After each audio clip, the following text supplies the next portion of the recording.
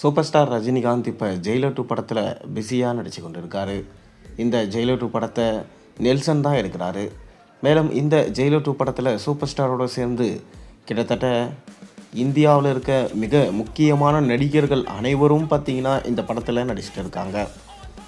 கடைசி கட்டமாக நடிகர் ஷாருக்கானும் ரஜினியும் இருக்கிற சீன்ஸை தான் இப்போ வடநாட்டில் ஷூட் பண்ணிகிட்ருக்காரான் நெல்சன்.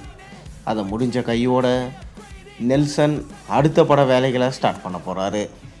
மேலும் ரஜினிகாந்துமே அடுத்த படத்துக்காக இப்போ ரெடி ஆகி கொண்டு இருக்காரு. தலைவர் 173 தான் அந்த படம். சிபி சக்கரவர்த்தி தான் இந்த படத்தை எடுக்கிறாரு.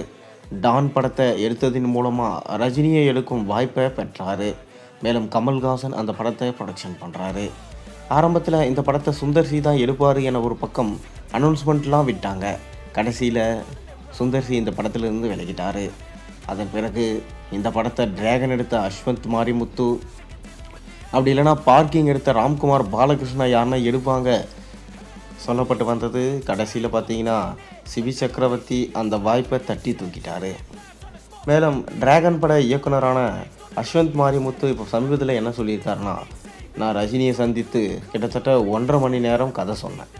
இன்டர்வல் பிளாக் என அனைத்தையும் கேட்டார். கேட்டுட்டு சூப்பர் ஸ்டார் ரஜினிகாந்த் படத்தை ரொம்பவே அருமையாக இருக்குது, கண்டிப்பாக நீ தான் தம்பி என்னோடய படத்தை எடுக்கிற அப்படின்னு சொல்லியிருந்தாராம். மேலும் சூப்பர் ஸ்டாரிடம் கதை சொல்ல போகும்போது அவர் மிகவும் ஜென்யூனாக நடந்து கொண்டார். அதனால தான் அவர் சூப்பர் ஸ்டாராக இருக்கார் எனவும் சொல்லியிருந்தார் அஸ்வந்த் மாரிமுத்து. தொடர்ந்து நான் என்னுடைய பெஸ்ட்டான கதையை அவரிடம் சொன்னேன். அவருக்குமே ரொம்ப பிடிச்சு போச்சு. தலைவர் 173 படத்தை எனக்கு தான் கொடுக்கறதா இருந்தார். கடைசியில் என்னவோ காரணம் தெரியல, ரஜினிகாந்த் சார் அவர்கள் சிபி சக்கரவர்த்தியை சூஸ் பண்ணிட்டார். ஆனால் இப்போ வரைக்கும் ரஜினிகாந்த் சார் எனக்கு ஆதரவு கொடுத்துட்டு தான் இருக்கார். அவருடைய வாழ்த்துக்களை எனக்கு தெரிவித்தார். மேலும் இன்னொரு வாய்ப்பு கிடைக்கும்போது கண்டிப்பாக பிரம்மாண்டமான படத்தை நான் ரஜினியை வச்சு எடுப்பேன், மேலும் கமல்ஹாசன் வச்சியும் நான் ஒரு படம் பண்ணுவேன் என அஸ்வந்த் மாரிமுத்து சொல்லியிருக்காரு.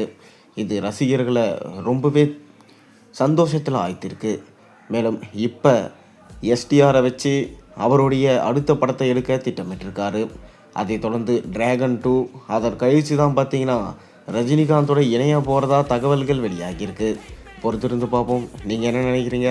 உங்கள் கருத்துக்களை மறக்காமல் கீழே கமெண்ட்டில் சொல்லுங்கள். மேலும் சேனலில் போடுற ஒரு வீடியோஸும் பிடிச்சிருந்தா மறக்காமல் சேனலுக்கு சப்ஸ்கிரைப் பண்ணி லைக் பண்ணுங்கள், பெல் ஐகானை ப்ரெஸ் பண்ணுங்கள். அப்போ தான் போடுற வீடியோஸ் எல்லாம் உங்களுக்கு நோட்டிஃபிகேஷனாக வந்து சேரும்.